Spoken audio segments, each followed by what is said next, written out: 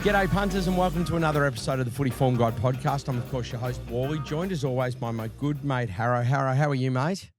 Very well, Wally. It's a pleasure to be with you again, mate. Yeah, mate, it is. Now, we have a lot of fun. We do a lot of punting. We have a laugh. Just before we get in, Harro, I'd be remiss if I just didn't mention the great Neil Danaher. Obviously, look, we're an AFL pod. We don't pretend to be a news service, and we don't try and break news or do any of those things here.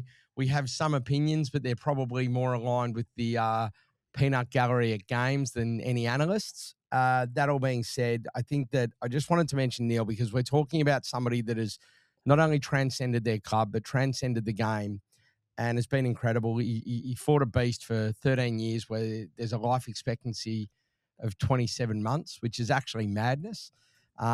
Raised, I believe it's over 100 million for MMD research, has entertained us all for years, never gave up at a time when you just think that you could just crawl under a rock and go away. He's done the opposite. He's put himself out there in front of the public light and he's made himself public to try and do the right thing for a cause. He's a better man than me. He's a better man than most. But I just wanted to mention that and just say, like, and also to his family and friends that have been there and lifted him up and supported him. I think that can't be lost along the way. I think everybody involved in the big freeze in fighting MND, I think everybody involved should be really proud of him and themselves. And I just wanted to say that, Harry, before we got into some more fun, light-hearted stuff that this puts it into perspective. Probably doesn't matter as much, but I thought it was worth mentioning. Well said, Wally. Well said, mate. I don't have much to add, but yeah, I think you've covered it all there, so well done. Yeah, and obviously that comes across from both of us there. Mate, let's get into what we do best, which is talking about punting on footy. And, mate, the highs and lows of last week, we had some good results in there. There was some shockers as well. There was some that nobody could have seen coming. It's one of the more obscure rounds of footy we've had in some time, Harro. Let's talk about the good first, the highlights of the weekend. Yep, so we started off with the Hawks and Crows under the total points down in Launceston and in the Dew down there. And that was obviously a good play because that won easily. Port, mate, the unders in Port games just keeps ticking the box for us week after week. So that was a good result against the Blues. Zach Merritt, he made it 9 times in a row now that he's got the 30-plus against the Tigers, and that was a good game. We also had Roberts and Seth Campbell also, which we tipped up, get their lines. A few others that we mentioned was Noble under 26.5 in the North v Gold Coast game. What a game that was, Wally. And DeGoey over 21.5 and Chera under his line. So they were all some of the better things we mentioned on the podcast last week. I will say this, Harro. I reckon you've sold yourself short on one. When we spoke about that late Melbourne Western Bulldogs game, I think every player you mentioned covered their line, right down to Ed Langdon getting his 22nd added later. I actually, to mention that, Harro, I actually jumped on the Champion Data website and I put a request in the minute it happened. And then you don't know whether they see that stuff, but it definitely got corrected because I was watching for our punters and I was like, hang on. He's had a handball on the wing in the last minute here, and that has not gone on 10 minutes after. We could be in trouble here, but went through the process. It got added, which is great. I'm sure I wasn't the only one that went through that process. But Harro, you absolutely nailed that game in terms of disposals. Now, our lowlights have to. Well, we just got to talk about the best bet, Harro, because if anybody on this planet thought that was going to happen, a 14-0 third quarter, it was madness, Harro. I've never seen anything like it. Yeah, it was, wasn't it? So it's almost got to the point now where I just need to ban myself from betting on Lions games because it's like they move one way and I follow them, and they move the other way. It's like I just can't line them up, and so yeah, we got done there, expecting a return to form or a bit of a response from the Lions, which we've seen, and we proved it last week with our analysis that they do respond, or they've responded like the last 8 times, and they failed to respond this time. And so, yeah, that cost us that bet. We also had a couple of close ones, mate, which was the D's to beat the Dogs. That one, even though they had more scoring shots and whatnot, I think they lost by 2 points in the end. And this was a bad one too. It was the Cats and the Swans over total points, which I know with 9 minutes left, we needed one goal. And and with two very high scoring teams, and they managed 4 points from that position, and so that was a tough watch, mate, and that kind of rounds out our low lights. Yeah, in anybody that likes horse racing, it reminded me of when Super Seth nutted alligator blood in the Guineas on the line many years ago. You'll know exactly what I mean. I don't know how that didn't win that one. That was one of those ones where I just flicked back. I was, I'll go back to the Pies West Coast game. That's in the bank. And then I hang on, Yeah. I didn't need the account. Go back and look. All right, mate. We'll take a look at the selection table now. My ins and outs for the week's got a few in each column. First one, the ins. Pretty straightforward here, Harro. Pendles, the 433. There was a lot of talk, and I think people were getting over it by the end, but I will say this. Watching it on television, it felt different. The whole pregame was great. So many players there, legends of the club, family, friends, all of that. There was an atmosphere to it. And then when all the players came out in the gold numbers, it actually looked really cool. And then good on West Coast for making it an actual game, because then it was like, hang on, we actually have had a good game of footy here, and it was close and it was tense, and gave Pendles an opportunity to play a decent game of footy and then to get over the line. So I actually really enjoyed that. Next one for me, footy under the lid. My goodness. Marvel Stadium this weekend on Saturday and Sunday hosted the North comeback into the D's Dogs game. And it was just two great games of footy. So they had an absolute cracker of a round of footy under the lid, the Docklands there. That North comeback on Saturday, I just felt so good for their fans. Like these fans, I know they're not huge in number, but the ones that are there, Harrow, they're bloody passionate. And they've been through a bit. So to get that done, Dimmer Hardwick just hates going there. He hated it even more. And the last in for me was just the Orange Tsunami still has a play. There is still has life. To be able to kick 14 goals to zip in the third quarter and just run like they do, maybe they can do something. I just wish they had another string to their bow, Harrow. It's like, if it's not that run and carry and just handball and slicing through, if it's not the Orange Tsunami, it's sort of all or nothing. And then if they get caught the other way, they're in trouble. So we'll wait and see how that plays out for the rest of the year. But a lot of good, positive footy from the weekend. Now, my outs. I'm not going to say literally Brad Scott is out and he's being sacked. What it was out for me is the handling of this scenario from the club. Multiple club officials have come out and said, safe, next premiership coach, support of the board, he's been renewed, all of that sort of stuff, right? All things that no one was really pushed on either. They just offered up. Like Welsh Gather Round spoke about it, all of this stuff. And then they just come out, and of course he was on the ropes and he got sacked. And the weird thing was the timing of their sacking was absolutely ridiculous that it was this week. Also, I know they weren't great against Richmond, but they only had 17 fit players. 2 of them were out in the first 10 minutes or whatever. Like, I think that it was just a bizarre scenario that happened, and just their overall handling. And now some of the other chat they're talking about, like the Herd name's going to get mentioned. And this is the problem with Essendon. Like, they just want Essendon people. It's not working. It hasn't worked. Go get John Longmire. Pay him a ridiculous amount of money. Go get Ken Hinkley, someone that can install some discipline, some structure, some culture into your club, someone the players will play with. Anyway. That is what Brad Scott was meant to be. What? So that's what Brad Scott was meant to be, wasn't he? Was meant to be. To be. He's had his media run too, charmed run in the media since he's come out. Yep, didn't want to keep Zach Merritt. No, did this, did that. So he's been flying since, Harrow. Sure has, mate. I got a confession to make. Another out for me is clubs' lack of awareness. The lack of awareness from clubs. Andrew Welsh, Andrew Welsh's overarching commentary about the club on the back of this. We're heading in the right direction. he's talking all this stuff about Merritt and how amazing he's been.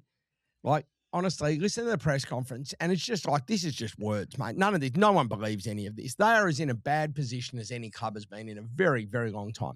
I wouldn't switch. No one would switch places. West Coast wouldn't switch places. Richmond wouldn't switch places. I don't think the Baggers would. So it's right. The other one for me was Ned Kelly. Craig Kelly, after his team has just beaten West Coast by a couple of kicks, has come out and said, our best footy beats everyone. No, it doesn't. It just doesn't, mate. If everyone plays their best footy, it doesn't. No, it doesn't. I love the Pies, you know that, but they're not. Then maybe if everyone plays their best top line footy, you're a top 10 team. You're not a top 6 team. Like, you can't tell me if, like, have a look at Freo's best, have a look at Sydney's best, Hawthorn's best, Brisbane's best. We know no one's beats, but even like Collingwood don't have in them what GWS did in that third quarter. So GWS's best bets. I found that funny. It was more of a fun one. And the last thing that was an out for me, I actually hated that Jamie Elliott got injured to finish that game on Saturday.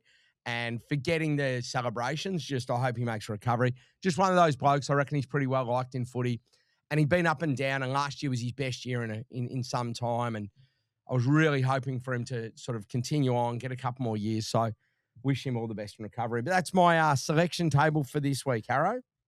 Very good, Wally. While we're there, that was funny, that Ned Kelly one. That's a joke. But even in their flag year, they probably, like, they got a really good run with the umps through that whole final series, and it was all close results. So you couldn't even say that their best footy in their flag year was the best footy from any side. But anyway, we'll put that to the side. I do have a little confession to make about the North Melbourne game. Yeah. Now, I had a bunch of bets in that game, and the last one that needed to hit was Wardlaw to get, I think, 16 or something like that. He got it with about 7 or 8 minutes to go. And I had a bonfire going in the backyard, and I thought, well, all my bets are up now. I'll go and check on the bonfire. And then I come back, and I have a message on my phone saying, "Oh, how's the North Melbourne result?" And I had a look, and they'd won. I didn't even see it. So You didn't watch it? Didn't watch it, but yeah, I thought, Oh, my God. God, I've missed one of the best. I went back and I had a mate come around. Actually, we sat out with the iPad with by the fire and watched the replay of the last 5 minutes. So that was funny, actually. By the way, the Wardlaw bet, which I had too, I think most people would have had. Like, we spoke about North Spurs and that. Yeah, that was gone. I think he was 4 at halftime or something. We were no chance, and then he just had an incredible last quarter. I think it's actually all in the planning, because he didn't come on until about the 20-minute mark of the first quarter. And then he didn't come on until about halfway through the second quarter again. And they've just completely saved him. So he'd done about 50% game time up until the last quarter. And then he played most of the last quarter, and he was the freshest guy on the field. And he had 13 disposals in the last quarter. Yep, so I think it's a little bit in their planning, the way they're doing that, looking to probably, with a guy who's so hard at the contest and so energetic, saving him up for the end. Actually, I wonder, can you bet on I was about to say that. Can we bet on live individual quarter, individual quarter disposals? So that would be interesting, wouldn't it? Double figures in the last. Or you just go under in the first, because he's probably not going to come on until 5 minutes to go. Anyway, that was a funny one. Just thought I'd share that. Nice, mate. All right, let's get into some questions off social. Now, look, there is a huge amount. Not going to be able to go through all of them. And just, we'll try and get to more. But like, if they are really, really pressing questions, please hit us up again. But we've just got smashed with a heap on X, a heap on DMs and stuff. And we just can't get through them all. So an interesting one. Steve wrote Kingy's assessment of the Lions on first crack the last 2 weeks, if you've seen it. If not, check it out. Time to consider some kind of future bets on the Lions to miss the 8 or top 8 or top 10. Might be some value. And I just thought I'll have a look at this very quickly. It's hard. Not all the books have to miss the 10, to miss the 6 and that. But here's the bets I've found that you can get a hold of if you want to. To finish 7th to 10th, you can get as big as $2.65. Just check all the different books. To finish 9th or 10th, you can get a $7 price. So if you think they just miss out. But the only way you can really lay the other two is if you go on Betfair. If you lay them to finish top 6, so if you want to bet on Brisbane to finish outside the top 6, you can get just over even money on Betfair with the lay function. And if you want to lay top 10, you can get double figures. So they're quite a short price to be. I think they're still $1.10 or something on there, $1.08. So to finish in the top 10. So if you do want to take Brisbane on, and you're listening to a Kingy and he's taking him on and you want to follow that in, there are markets to do it, but the whole top 6, top 10 thing has complicated what used to be make top 8, miss top 8. They just don't have the same markets now. So that is how you do it. That's just Steve, one of our regulars that I wanted to shout out and make sure, because he hits us up every week and I wanted to cover that off. It's probably still a tiny bit early for me, but that being said, geez, they look ordinary, Harro. It's interesting. I had to listen to Fags as I do, and he did mention that they'd had bad losses in each of their premiership, premiership campaigns. So, and he said this one obviously probably sticks out as maybe the worst loss they've had, but they have had similar type, and even against GWS last year, it was not to the same extent, but a little bit of a similar result. And they lost 2 in a row with GWS being the second one there as well. And they didn't really look back, did they, after that? So I'm not writing off Brisbane. I think write them off at your peril. And I actually heard Josh Dunkley interviewed yesterday, and he was fired up, Wally. He's really fired up in the interview. He just walked out of a meeting. They had their meeting. It was one of those honest type meetings, I think, that you have after a loss like that. And you should go and watch it. It's on Brisbane website. He was genuinely fired up. You could hear it in his voice. So I expect to see the Lions come out, really with a lot to play for this week. I think the beast has been stirred a little bit. So we'll see how they come out this week. At home against Sydney. So we're going to get to that. So that is a must watch. Freo. Sorry. I knew it was one of the top couple. Freo, that's bad by me, Harro. We'll edit that out, I think. Anyway, no, we don't do that, as you know. All right. Obviously, the best bet, your best bet was a disaster. Really, was it? And there was just a question around what you do with the line move from -13.5 to -7.5. If you got on at 13, it's moved that much. Is there anything you would do? Look, there's not a lot you can do because your money is out of it. So if it moves the other way and your now bet is more valuable, then you can back it at a different amount and create a middle. But if the market's moved opposite way to your thinking, it's pretty hard to cover, right, Harro? You just got to take it. The only thing that I do in those circumstances, if nothing has changed around your thinking, then it's just a good opportunity to double up. But in that occasion, the selection didn't really go for us. So I was kind of expecting perhaps Sorko and Berry would come back into the team. And I think they were expected by everyone pretty much to come back in, and they didn't. And so the selection went against us a little bit there. I think that's why the line went against us.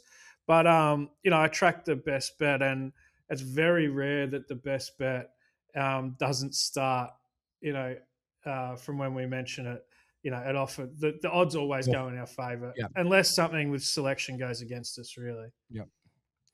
Another one here which I can answer. There was just a good question around, like, how do you look at different bookmakers that have safety nets with injuries and all sorts of things? Look, the easiest way to do it is use your preferred bookmaker based on user experience and price. That's a thing. But if you really are worried about the injuries and things like that, Sportsbet, Tab do it. PointsBet don't. Is that right? The injury refund? I think that's right. Bet365 do it. Do it. I think Ladbrokes and Neds only do it if the rest of your legs win or you have it as a single. Right. Don't quote me on that. All I would say this, whichever book you use, this is my best piece of advice, and this is what I did I haven't done it in a while, to be honest, and I should do it again. I would just flick, if you don't know and you're going to be betting for them, I would just flick a live chat message through and go, hey, just wondering what your rules are. If a player were to get injured in the AFL, would my bet? And just ask the question. It'll take you 1 minute. You'll get an answer, and then you go, okay, at least I know the field I'm playing on here. I know that if they get injured, I'll get my money back or I won't. And then you'll know. And then you can choose and go, would I rather a better price or better markets or this back? And it's just about finding the right ones. But there are plenty out there that do it, and there's definitely some that don't. So that's my advice there. Harro, we had this one. It's a big question. Okay, do we see Max Hall, 80% CBAs, Jordan De Goey, 70% CBAs, Johnson from Freo, 80% CBAs, Daniels, 70% CBAs, continuing. Also, Roberts get tagged by the Eagles and Redmond therefore goes bananas or goes off. And thoughts on Wilson for the Blues. Also, last one, Sydney players versus Tigers. Do we whack it? So there is a lot of questions there, Harro. So I just thought, look, he's gone through with a heap of stuff, and this will probably be the last one we go through today. Any of those ones I called out, did any of those ring true that you want to be with or jump off? Or so Max Hall, Jordan De Goey, Johnson from Freo. I'm pretty confident that they will all continue in those roles. Great. But being mindful that Johnson may not, just with the possibility of Young coming back into the team. So he also tagged on the weekend. He tagged Max Hall. He tagged Garcia from the Saints, which I don't know. I wouldn't have seen. Well, I didn't see that coming, but it didn't really cost me anything. But just be mindful of that. That if he does continue, he's going to probably have to find someone to tag potentially. Yep. But if Young comes back into the team, it might mess him up a little bit. Daniels, he has to keep in that role because he was so good. He was incredible. He was like Gary Ablett Jr. or something, the way he went about it. It was unbelievable. So surely you continue. I like to think if something works, continue with it. And that's what we've seen with De Goey. His last 3 weeks have been amazing. And you thought maybe with Pendles coming back in the team, De Goey's role might go back to more that half forward, but he'd just been playing too well. So he didn't actually lose any of his role, which was good. Then we look at, was it Roberts? Yeah, so Roberts. Roberts, and then, because Eagles have been rolling tags, right? Yeah. The thinking is that Roberts merit the obvious ones. And then if that happens, does Redmond get the boost? Probably. It's not a bad way to think about it. And I always think the best opportunities are the second layer, as this listener is talking about here. You could easily just think, Roberts is going to get tagged. I'll go under Roberts. But then the next opportunity is, well, who's going to benefit from him getting tagged? Yep. And he's picked out Redmond's probably the guy. So that's good thinking. So that's what we encourage. Yep, absolutely. And then the other one was Wilson for the Blues, Harro. Any thoughts there? Yeah, he's getting better with each game, isn't he? So he still made a few mistakes on the weekend, and but yeah, he's looking good. He gives the Blues a little bit of dash, a bit of speed out of that back line, and he's a Peninsula boy too. So we like seeing the boys from down here do well. Nice. And then Sydney Tigers will, of course, get to that, and that will be, I would think, plenty of fill up there. Now, before we get into all the games, Harry, we've got a really important announcement. So we've been asked about this for some time now, and we're happy to say that we are launching it. So we are going to be launching our Discord. Finally, it's very, very simply, there's going to be a few key things you get out of this off the top, which are really important. You will receive the podcast earlier every week. So you're going to get it 12 hours earlier than it goes out to everybody. That's a big thing we wanted to make sure we do. There's also going to be some bonus content post teams, which we will detail. There's also going to be our thinking around certain bets and markets and game day stuff that is going to live in the Discord as opposed to on X. So there's going to be a lot of advantages there. And then obviously the biggest part of this is the community it creates and the ability for people to be able to get on there and share commentary ahead of the game, information, things you've heard down from training. you know what? This will be one of those scenarios where you can ask questions, go, hey, who are people warming up with if you're at the ground? Like, the amount of times you and I've texted over the journey going, hey, you're at the Hawks game, mate. Where's Massimo warming up? Which group is he with the mids? Is he with defenders? All of those sorts of things. That's the sort of stuff that will go into that. And there's going to be some other cool, fun stuff as well. What we will do is that we will be putting a post out with the link to be able to join this and to get involved with the details of exactly what you're going to get. We deal in tangibles here, so we want to make sure that everyone understands what they will receive. And then essentially what we've done is we've priced it up on a monthly basis, and it's probably less than costing you a schooner of beer a week, which I think is pretty reasonable. And so I think that if hopefully if you listen to this and it helps make you be a better punter, you'll be able to buy far more than one schooner a week on the other end of it. So we're really, really happy to release that. This will be going out this week, and you can join up, and all of these things will come into effect over the coming week. Our podcast will be out at normal time this week. Obviously, it'd be pretty harsh to do that before we've even announced it. So that will start next week, Harro, as will the bonus content. But yeah, mate, it's exciting times for Footy Form, guy. We're really looking forward to this, aren't we?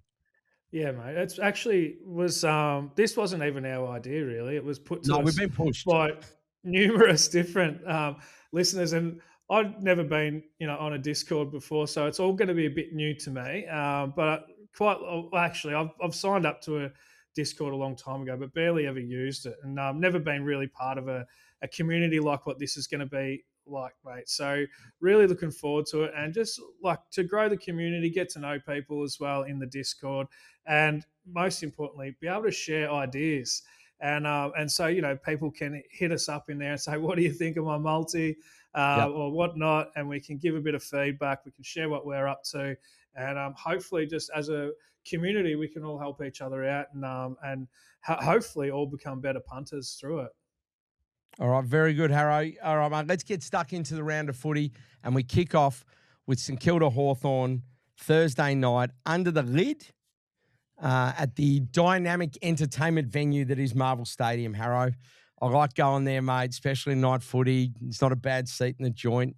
Go in there, go to one of the restaurants and just enjoy myself. It's a night out. It's a night out. So Nice. especially when it's Hawthorn St Kilda. So Hawthorn as big as $1.45. St Kilda you can get as big as $2.90. The line is 16.5 currently. Will Day still not known.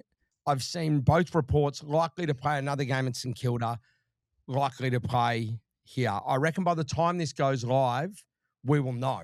But we don't know at this stage. And I honestly, I don't know which one it's going to be. I almost want him to play one more game in the VFL and then come back, Harrow.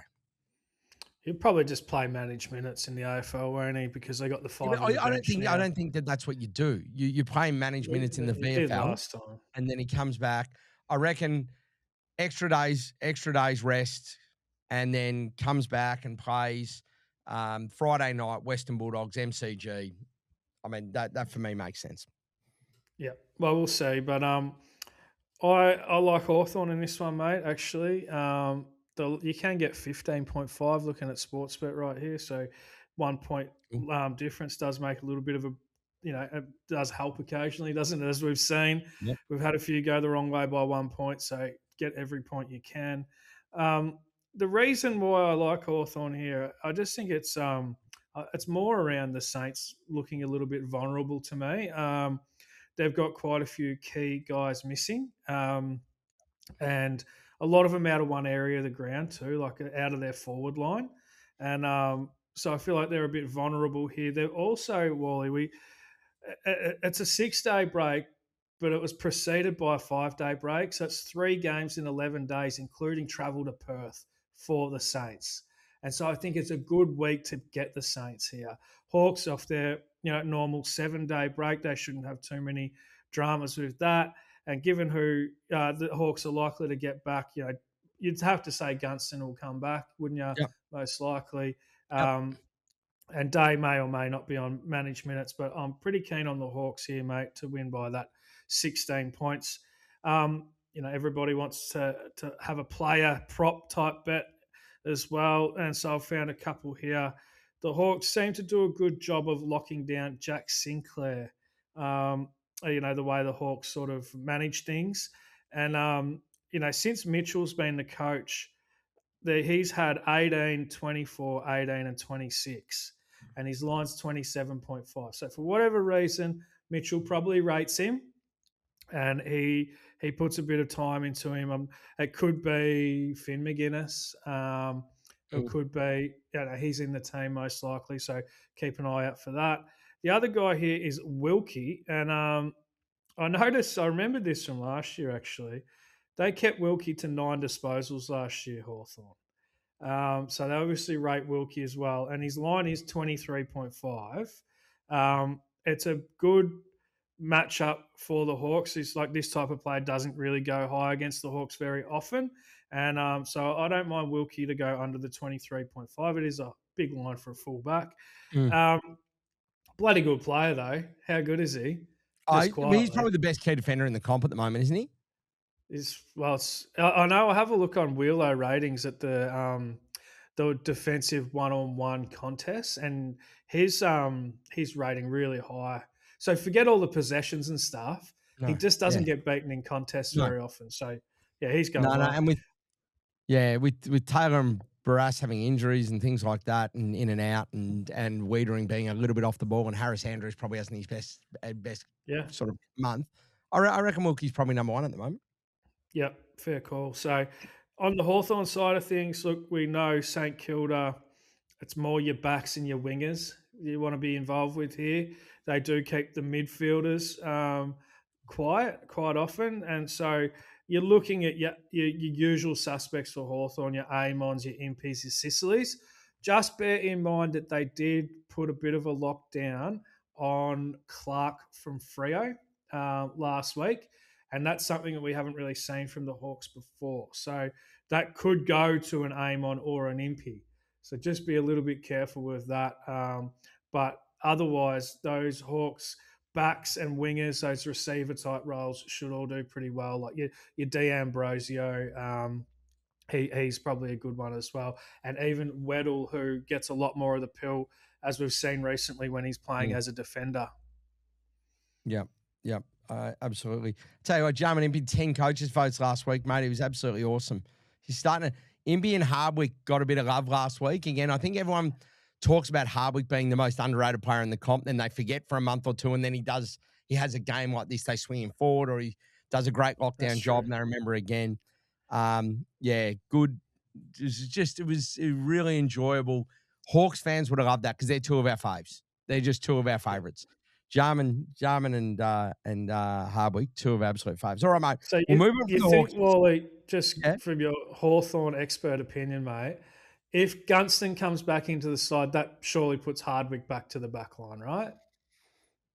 Yeah, but Because St he kind of Kilda's played okay. that role.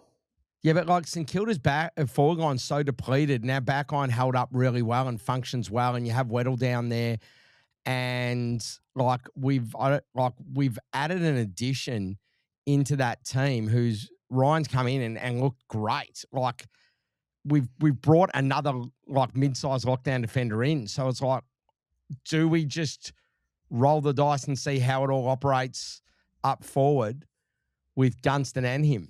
Like, what does St Kilda do then? Like, what are your options? The fact that you've got a guy that can lead up, take marks, play big, I don't know. We'll wait and see, Harro. But I think that Sam Mitchell is spoiled for choice within the two arcs. It's just that midfield thing is our issue.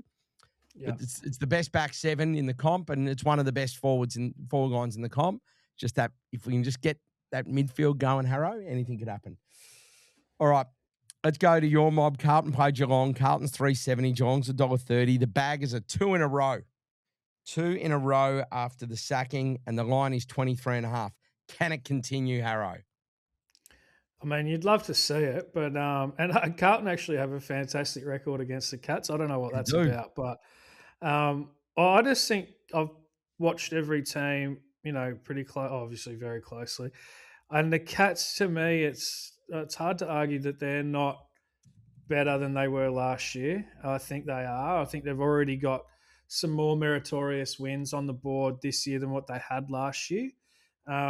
Last year, I thought that they coasted through a little bit with a bit of an easy fixture, where this year, I think that even their loss to Hawthorn, I was really impressed with them that day as well. Just the style of footy they're playing. Yeah. So I think they're the best team in it right now. Doesn't mean I think they're going to win it, but I think right now they're the best team in it, or they're playing the best footy at least. Certainly, they're ahead of the game when it comes to tactics, and other teams are now starting to clue on, and the way that they are able to lock down the opposition's best three players week after week, and they're seeing the benefit from that. And we saw that with our bets last week being under Heaney, under the Lizard, and they also locked down on Chad Warner. So they take their best three out of the opposition. And actually, you know what happens, Wally, with this? So we saw the Lizard get sort of shut down a fair bit. Riley Bice gets 30 plus. Okay. We saw the other midfielders get locked down a fair bit. The good midfielders for Sydney get locked down a bit. And then Lloyd pops up on the wing and has a big game. So this is, I think, the way to look at Geelong. You think, who are they going to show no respect to? And who are they going to show respect to? You can go under the guys that you think they're going to show respect to, and then over the guys who they're going to disrespect. And I think that's what we'll be doing. We might even be able to find some good multis out of that kind of thinking, because it's actually happening week after week. Anyway, on to this one. The Cats have changed their style, definitely since the loss to Port. And since that loss to Port, like their last three games, they've had 400 disposals in all of those last three games, and not against teams you would always expect to have, like certainly Collingwood, you would expect it, but like last week, they've had 400 plus against Sydney. And it's all coming from extra handballs.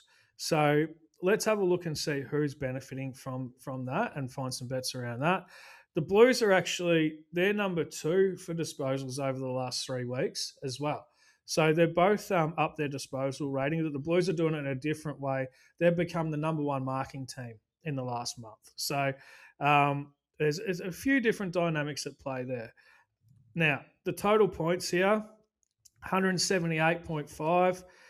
The Cats just don't have many games go under that, Wally. They've only had 2 this season go under 178.5, and they were 1 in the wet against Adelaide and 1 against Port, who we know Port are 10-1 on the under this year. So the Blues will kind of go with the flow of whatever the opposition brings, and so I think that over 178.5 is a nice play. One thing I've noticed with Carlton, I saw it on the weekend with Alir just having the 8 disposals. And a couple of weeks ago, Harris Andrews just had the 5 disposals. So who's that type of player for the Cats? Probably Tom Stewart. I'm sure. So I haven't worked out who it is that's doing this type of job, but they must be doing something to keep those guys to 8 and 5 disposals. So maybe have a look at Tom Stewart. But overall, can't oppose the Cats. I think they're going far too well. I think they probably cover the line, but I do like the over. It's 177.5, so it's an extra point in our favour. So happy to play that, Wally. Yeah, very good, Harro. And look, I've just had a look there. This is Friday night at the G, and we're not expecting any rain Thursday or Friday, so conditions should just be beautiful for footy there. So there should be nothing stopping them. That's a good shout. All right, mate. We head to Saturday's games now as we get through, and Sydney take on Richmond. I mean, Sydney's $1.02. Richmond's $17. You can get as big as. The line, though, is 60.5, and you know me, Harry, I always try and like to find a team I love the idea of those 100-point wins and that. I don't know, 60.5 seems big for me. I know everyone's calling Richmond a VFL side at the moment, and they've barely got any players left that aren't injured. But they showed something on the weekend. I quite enjoyed it. I don't know if they're going to cover it, but I wouldn't be backing Sydney at that. 60 is a huge line. Yeah. This is it is a very wet week in Sydney this week. So keep an eye on the forecast. It could clear up by Saturday, but it's just worth keeping an eye on. I think if we get decent conditions, there's no way I could be back in Sydney Richmond at the plus. I think the Swans will go pretty close to covering that line, if not covering it quite easily. The Richmond result against Essendon is a little bit misleading. I mean, the Essendon side were 2 men down in the first 5 minutes, and then they were basically 5 down, 17 on the field for the majority of the game. So, and also I think Richmond now lose Tommy Lynch. Certainly, I think he's hurt his throat, so I don't know if he'll get up. But he's a big loss if he's not there as well. To compound everything else that they've got going on with injuries, I could only really be with Sydney, even at the 60-point line. Expectation is here Sydney will have probably well over 400 disposals. And so really, like, you could look at the guys who are well held against Geelong. We like playing these guys who are looking to bounce back off a low game, and like McInerney is a pretty obvious one for me. Then it's like Blakey, Heaney. These guys have all got good roles and they should respond after having a low week. But with the disposal markets with Sydney, just expecting them to have a ton of the footy, and so you could really find good value anywhere there. Yeah. Now the other thing is, Harro, I think we've spoken about this before with Richmond. It is usually the top end players that dominate against them. It's unlike what we spoke about with the Carlton Geelong thing and the restricting of those top players like Geelong do. With Richmond, when the number one ball winners are usually the ones that go big against them, so you can trust that form. So McInerney, Blakey, Heaney, even like a Warner, these sort of guys, we expect them to have big games. Yeah, Warner, I'm a little bit suspect on just because he's spending so much time forward. Yep. But that might not even be a bad thing in this game. But he's not getting the role that we love, which is like that 75% CBA type role, which is clearly just putting you around the play a lot more. So yeah. Also, like Grundy, he might have a rest. He's due a rest at some point. He's either going to play and he'll probably go really well here, or he'll get a rest. And I know that Peter Laddams is in really good form in the Rezzies, and he's a high disposal player too. So keep an eye out if that change is made, because obviously Richmond without Nank there's a bit of a weakness in the ruck too. So look, plenty to play in this game, plenty to find for the punters if you're willing to put the work in. Very, very good, Harro. All right, next we have Brisbane Freo. Brisbane's $1.77. Freo's as big as 220. The line's 4.5. So the market definitely hasn't written Brisbane off. Freo is looking about as good as anyone, and we still Brisbane are going to start favourites. Yeah, interesting, isn't it? I mean, I've almost got to stop myself from betting on Brisbane games at this point, because I don't know if I've won. I actually haven't won on a Brisbane result since I think round 3. So I haven't bet on every result of theirs since then, but I've definitely lost on them the last 3 weeks. So they're almost banned, but I don't know. As I said earlier, listening to Dunkley, I feel like they'll come out fired up, but I'm just not going to back it. I'll give it a bit of a wide berth and let them return to form before considering them again. Freo, they do, they are a little bit vulnerable. They have been up for a long time, and they do have a couple out like Sarong, maybe Young. We'll see. Also Pearce. And look, where I'm actually more interested here is the 182.5. It's going to be at the Gabba in perfect conditions, and we know the Gabba can be really good for scoring in good conditions. So, and the Lions, their last 6 games, they're all over, and then they're all well over the line here, which is at 182.5. So that's probably where I'm more likely to wanting to play in this one. Also, a couple of bets. Obviously, we did see Johnson get the full midfield time. If you think he's going to get that again, his line of 17.5 is not bad. Now, Levi Ashcroft, he's got a tough matchup this week, and you can back him under 20.5. So there's a couple of areas you might want to go with your possession bets. All right, very good. All right, we move on now Western Bulldogs Collingwood Harrow on Saturday night. The Dogs are $1.67. The Pies as big as 2.35. The line's 7.5 points at the moment. This shapes up as a pretty fun game. Yeah. I think with this one, if it had been at the MCG, I'd probably be leaning to the Pies. But given that it's at Marvel, where we know the Doggies play their best footy, I'm leaning to the Dogs. And I think the Dogs have also regained a little bit of form recently, especially in their last three games. The other thing I've noticed in the Dogs' last three games, they've been quite a bit lower scoring. So is this the start of a trend? Have they changed something? Because the Dogs have been organically a really high scoring team. Yep. They've returned to form the last 3 weeks with much lower scoring games. And the Pies, we know they don't mind being involved in lowish scoring games. And with the line at 180.5, I'm angling to be on the unders in this one, Wally. Right. Based on the Pies are normally good for unders anyway. Mm. Certainly, if you look at the last 18 months, and just with the Doggies, a little bit of a change in style, I think maybe it leans to the under. Should be a very good game for disposal bets, mate. With like the Pies even gave up 380 odd to West Coast, which is 50 above their average. We know we sorry we know that the Dogs love to share the footy around and they can Mm. really rack it up. So I just picked out a few here. Like the Bont in his last two games against the Pies, he's had 38 and 29. You can back him over 27.5. Dale, who's in really good form at the moment, his last two against the Pies are 35 and 31. Our old favourite, mate, he's been so good to us this year, the Colonel Sanders. Mm. He hasn't been below 25 since going into the midfield. Gets a really good match up here. Happy to play that. Richards, he got back to form on the weekend with 30 against the D's. Be happy to back him to get 25 plus here. And also Buderick, who he's playing that half back role, distributing the ball and whatnot. And obviously they've got Dale there, but Buderick can rack it up as well. And him to get 20 plus is looking good for me. Couple from the Pies point of view, we saw Darcy Cameron get the solo ruck roll back on the weekend, and Yep. he had 28 disposals in a good matchup, I'll admit.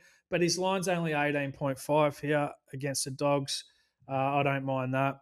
Side bottom on a wing is a good spot versus the Dogs as well. So his line's 16.5. His last two against the Dogs when he's played on the wing is 22 and 21. So plenty there for the punters, Wally. Great. It's a fantastic game for the punters on a Saturday night. All right. Now we've just got the two Sunday games. Obviously, we're back into the bye rounds. There's a number of teams that have their buys. The first one is Melbourne GWS. The D's are $1.74. GWS $2.15. The line's 4.5. D's pretty good for the most part. Probably could have, should have won. Dogs just wrestled that win away from them. I think that under the lid helped them. GWS were incredible. So, mate, yeah, this is a tricky one, and it's Sunday. There's so much time. We obviously record this on a Wednesday, so we're so far away from teams. We're sort of 36 hours away from initial teams and days away from final teams. So it's hard to judge exactly. But what are your initial thoughts on the first Sunday game, Harro? Yeah, well, my attention was pretty much drawn straight away. It's been a play that we've rolled out pretty consistently across the season. It's the over total points in the D's game. Now, when I looked at this one, I was kind of expecting a line like one of those 190 type lines. So I was surprised to see that the line is only the 176.5 here. Actually, just double checking. It's gone up one since I did my notes. So it's 177.5. That looks like a fantastic bet to me. I just I think the D's have only had one game go under that for the whole season, or maybe one that went 177, and so I'm very keen on this one, Wally. And even from looking at it from a Giants perspective, like we just saw their game against the Lions make up at 254 points. So it's not like they're afraid to be involved in a high scoring game as well. So I'm really keen on this one. Like they've had just in the last month, the Giants have had 3 games go over that like 190 odd. So I think this is one that you can potentially ladder up as well, and we could see a 200 or a 210 point type game. So very and the conditions should be all right, mate. I know this one's in the Alice Yeah. at 3:15. So there's no concern about dew and I checked the wind. It's not going to be too windy because it's a pretty open ground. So look, I think that's our star bet for this game. So really happy with that. Looking outside of that, Brett Daniels, I expect his midfield role to continue because he was so good on the weekend. His line's 18.5. Gorney gets a good matchup this week. I know he's sharing the ruck now, and it's stopping him from getting those really big numbers. But with the strong matchup against the Giants, he's $2 to get to 20. Clary against his old side, mate. He should be pretty fired up. He's in great form. You can back him over 31.5. He's been clearing that quite easily of late. And one of our favourites here, Wally, is Harvey Thomas. Yep. On a wing to get 20. He's done that 7 out of 11 games so far, and he gets a good matchup here. Very good, Harro. Plenty to like there. Yeah, that's a nice line for us on what could be a warm, hot afternoon on a fast deck. Last game of the round, West Coast Essendon in Perth on Sunday night, Harro. Look, we know that 50% of teams that lose their coach over the last however many years come out and win. So this is going to be interesting. It's not a tough opposition, but it's not an ideal trip either. It'll be very, very interesting to see what happens here. West Coast is $1.60, Essendon's $2.40. The line's 8.5, Harro. Yeah, interesting that when the coach got sacked, the line moved from I think 12.5 to 7.5. So people are definitely backing it. So that's interesting. But I just can't be with Essendon. Given that they're going to have a bunch of changes with injury before you even get into any changes, with the coach and the style and everything like that. So I can't really have them. West Coast minus 7.5. I'd be happy to play it. They're playing some really good footy at the moment, as we saw the last 2 weeks, beating the Giants, who were then able to come out and play really well the following week. A 10-point loss to the Pies at the MCG. Pies basically full strength. And you sort of knew that the Pies had aimed up for that game. To get within 10 points of them, I think there is a great result, especially considering the run they got with the umpires. I thought that the Pies were very kindly treated by the umps on the day. I didn't have a bet on the result, so I'm just looking at it purely, from a neutral's perspective. And I thought West Coast were pretty pretty unlucky there, and they could have easily come away that game. And you look at the stats and stuff as well. They would definitely, it all added up for them being around about the same level of the Pies on the day. So, given the form and everything like that, I'd be happy to be with West Coast only giving up a 7-point start. This one, though, Wally, is a big weather warning, big weather watch on this game. Yep. I think they're expecting 15 to 25 mil. So, and I've seen since yesterday the total points lines dropped from 160 to 153. So, it's pretty well priced in, isn't it? So, just keep an eye on that, and then it obviously, it's not going to help your Archie Roberts types, is it? So, no, be a little bit careful with who you're backing with your disposals. Looking at, and they haven't even priced up Archie Roberts. Actually, Sportsbet, they've got about 10 guys priced up. Archie Roberts isn't one of them. So yeah, just be a little bit cautious with that one. Taking the weather into account and whatnot. So yeah.